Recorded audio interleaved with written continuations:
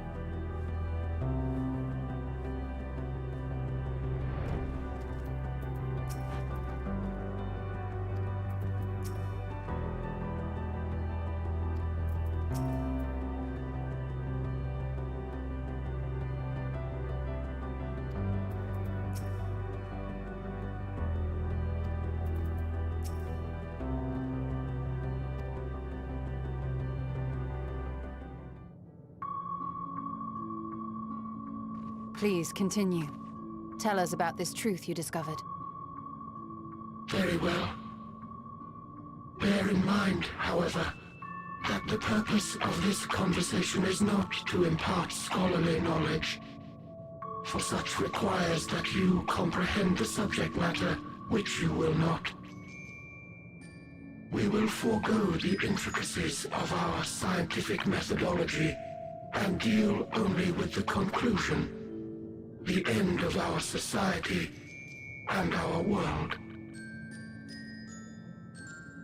We acknowledge, with regret, that your star is in the midst of the same panic-induced cataclysm that befell Deneb 3.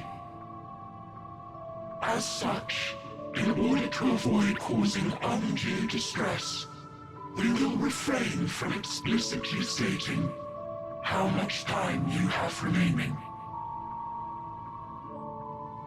You are entirely too kind. I pray you recount your tale as you see fit.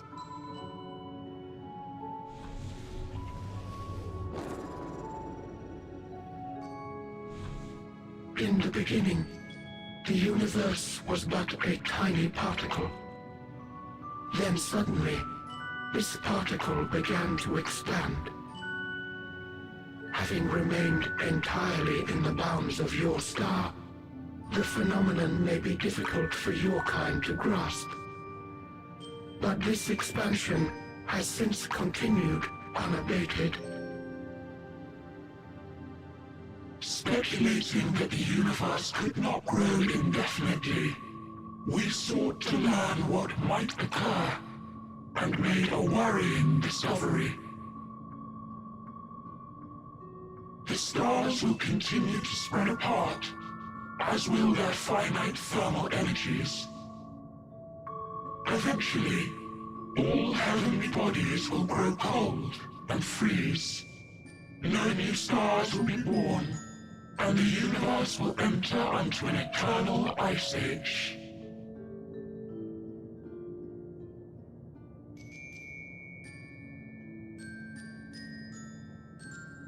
In hopes of proving that this determination was erroneous, we scrutinized our research from all angles, even as we sought to avert the everlasting winter.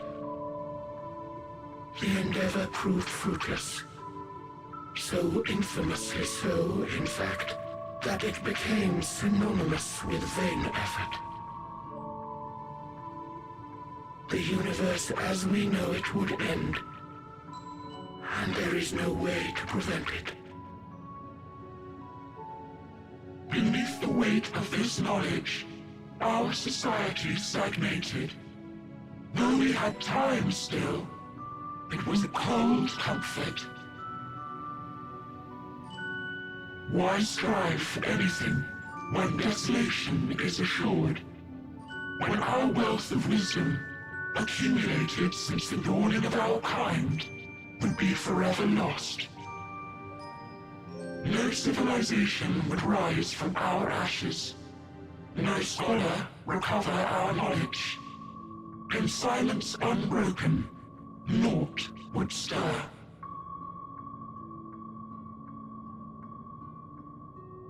Intellect was once our pride. Overnight, it became our shame. Our works, monuments to futility.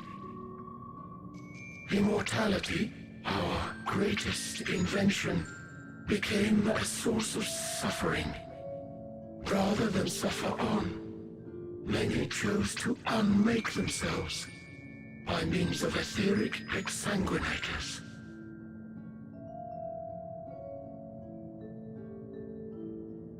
Etched upon these stones are the testaments of such souls. Though many left no words at all, thinking it a pointless gesture. Once we have obtained vessels of flesh, we likewise intend to vanish. If you understand this, understand aught of our tale, you will abandon your quest for knowledge. Ignorance truly is bliss.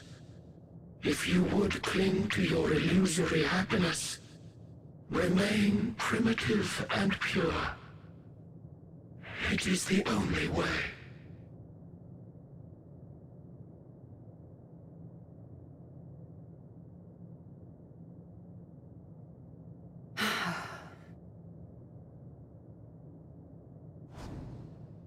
So that's your story.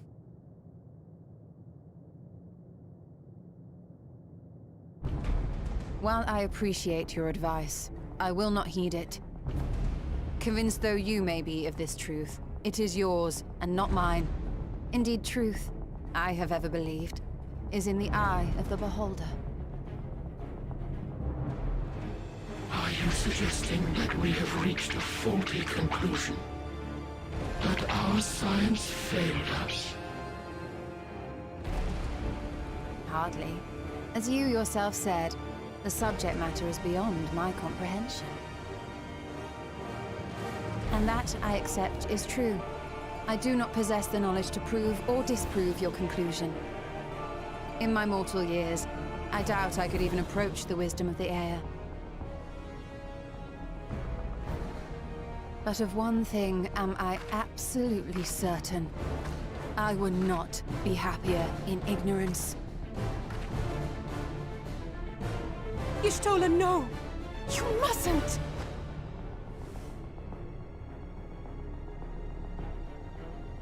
The most important lesson I've learned is that learning isn't simply passing one's eyes over words.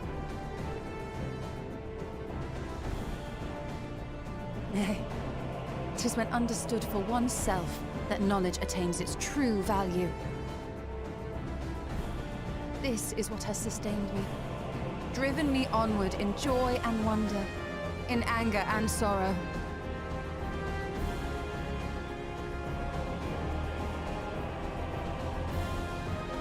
The universe may end, and all may be for naught, but I will live as I always have. I will always seek out new knowledge, and no conclusion of yours, no matter how grim, can dampen my desire.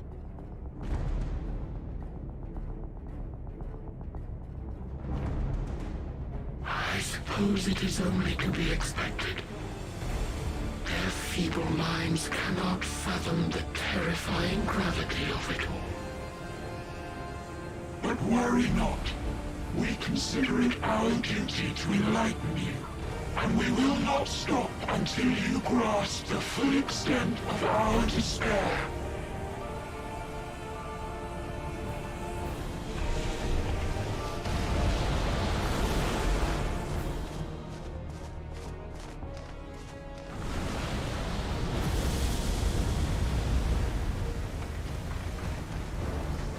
Keep calm and listen well.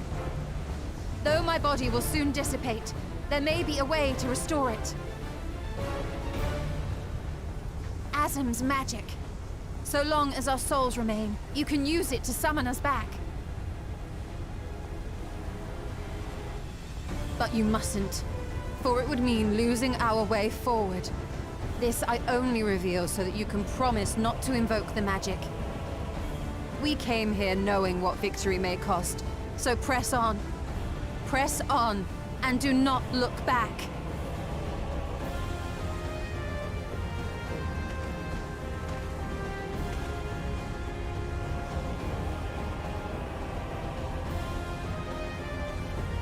I shall join thee. As subterfuge is not required, thou shalt not suffer for mine absence.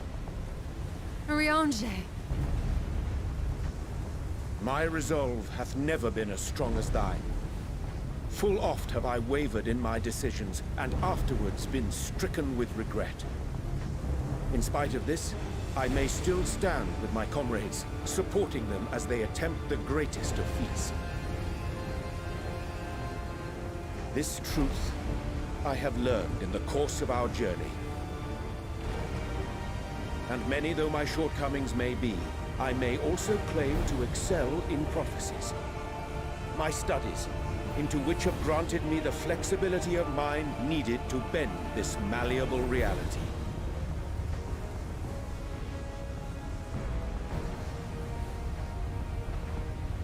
Thus shall I hope that thou mayest have the strength to resist, and our comrades the strength to continue.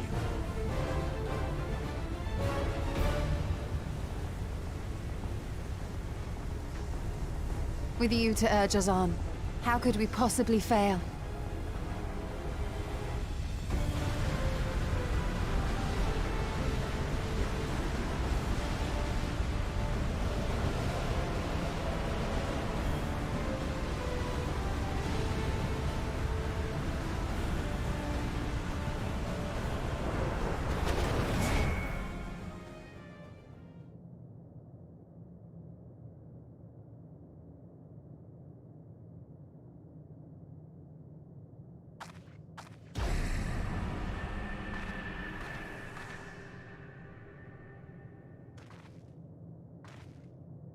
What's this?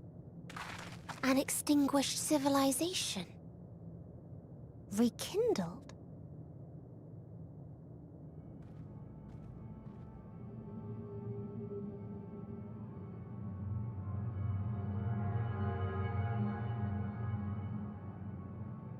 That's right. Our quest doesn't end here. We'll press on, and we will find you.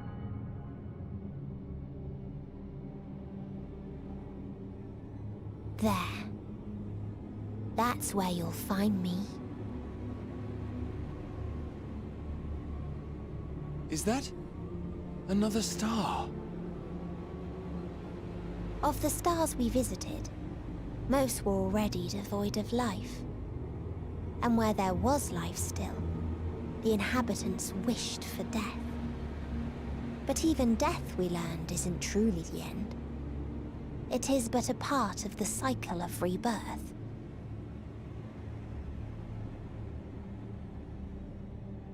Souls return to the star, or in its absence, a larger flow. And eventually they are reborn. Alive again, to know suffering anew.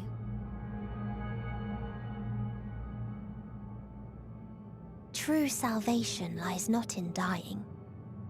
It lies in not being born. This is the gift I would give to you. To all life on beautiful Aetheris. To that end, we created an egg wherein life cannot quicken. That dead sun. Attain it if you can, before your friends' emotions fade away, along with their protection.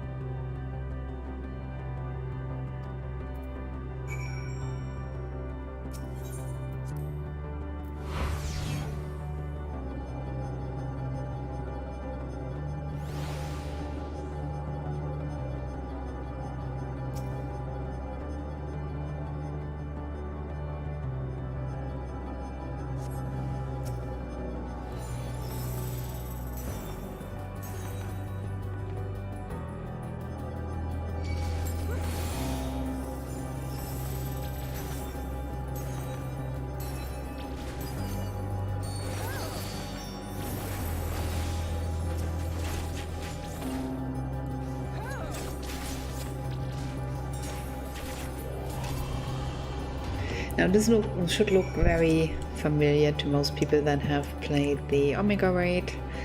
We are now on the world from Omega.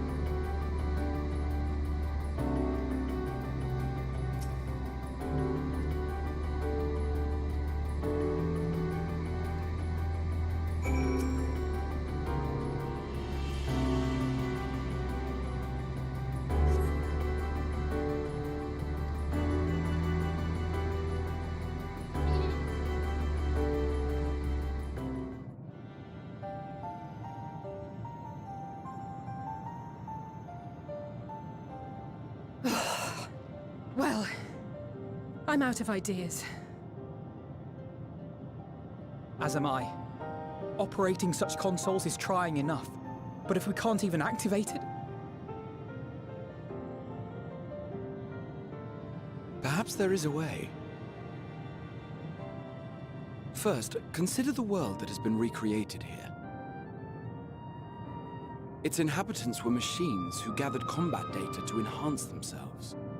And among the many wars they waged, the most notable was that against the dragons. As you've doubtless surmised, I believe this was the homeworld of Omega. Sid built a jamming device to defeat it, a device which generated massive bursts of lightning, its sole weakness. That's all well and good, but what does that... Wait. You're not thinking to strike the console with lightning, are you? As a matter of fact, I am. Ask yourselves this. Why would an entity as puissant as Omega not be designed to suppress the effects of lightning? Because it relies upon it, or something akin to it, as a source of energy. My thoughts exactly. And there is a good chance the same is true of the Omicrons and their devices. So, shall I cast caution to the wind and try something reckless and dramatic?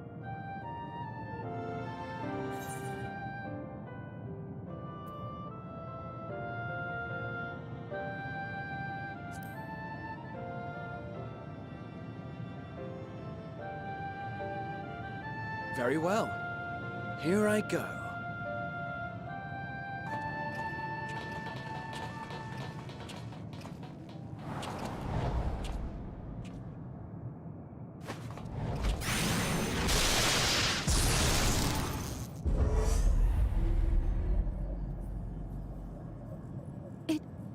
It worked!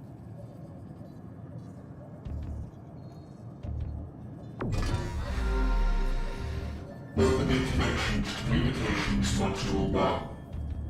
Connection established. Transmission. Strategic Matrix Sigma 1 now online. As a primary strategic matrix, you may address me as Sir. Checking for new communications. None found. All units, please maintain current state. End transmission. Closing connection. Wait! We have questions for you! Of late, no mission orders have been issued. Why not? Has there been some manner of trouble? Reply. The Extended Operations Unit is yet to determine guidelines for future assignments. All strategies are calculated, devised, and actioned in accordance with said guidelines. In the interim, all citizens are directed to maintain a state of combat readiness. End reply. Awaiting query.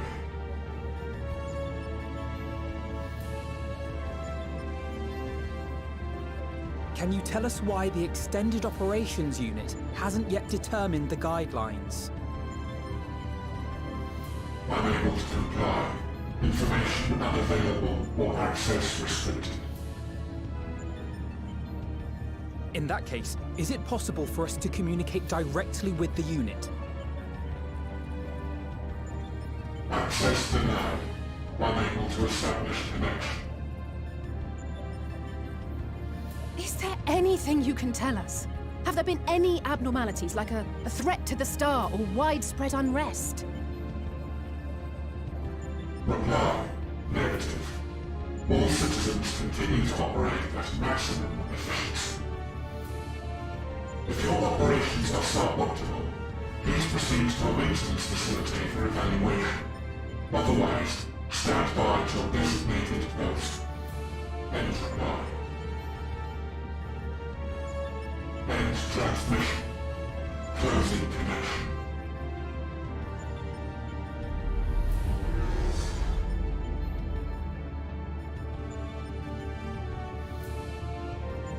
I could activate it again, but I doubt it would be productive. What do you think? If all the Omicrons really were running as efficiently as it claimed, then I doubt they were hoping for life here to end. As this Sir told us, there just haven't been any new instructions, and everyone is standing by. Should be standing by at any rate. If there are those that are neglecting their duties, perhaps we can glean a clue from them. I propose we take another look around, and also try to find the operations unit.